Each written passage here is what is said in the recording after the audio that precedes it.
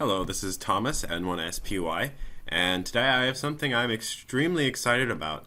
I was able to get my hands on a future QST magazine from April 2041.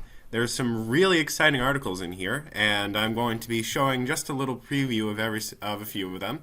And then later, I will be going over how you can get your own. Now, this magazine is a commemorative print edition. Every 10 years, they print their own little commemorative edition like they did in the past. So this one is really special. So the first article I've seen when I was opening up the magazine was an ad for a moon-based repeater. I really like this idea for a moon-based repeater, but I'm not sure how they in the future will implement it, but it looks like it worked out,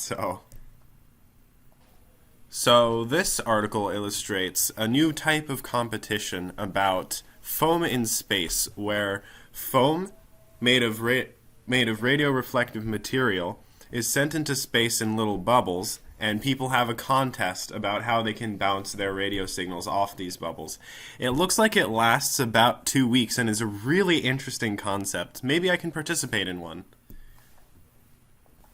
Now, moving on, there is an ad for Jack Link's contest jerky, and I find this idea really amazing. I've always wanted some of this. So, I find this article extremely interesting because instead of bouncing your radios off the ionosphere, this article offers an entirely new way to make contacts by using the Earth's core.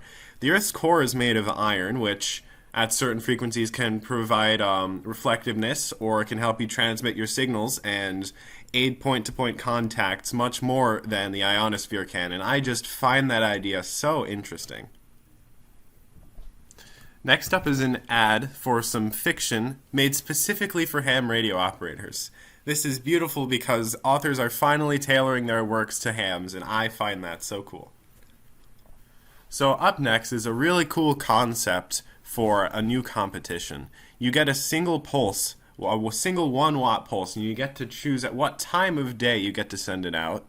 And you send out 5 of these pulses, and you pick your best 3, and you send it, and it's more about how you can get your contact information through just this single pulse, and you have to choose your time of day to be most efficient. So this article is about the golden age of shortwave broadcast, the 70s and 80s. It's about how people were able to come up with a way to recreate the entire shortwave band from the 70s and 80s, so you can go tune in and scroll through everything. And I find that so cool because for all the people that were able to listen during those amazing times, they get to relive that. Well, I can't tell you how it's done, as goes for pretty much any of these, so you're going to have to read the articles yourselves.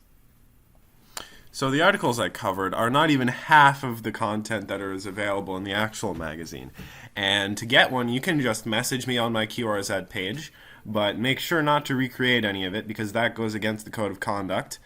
But I really hope that you can tune in and grab a copy for your own because I found it really interesting. Anyways, thank you in 73 from Thomas N1SPY.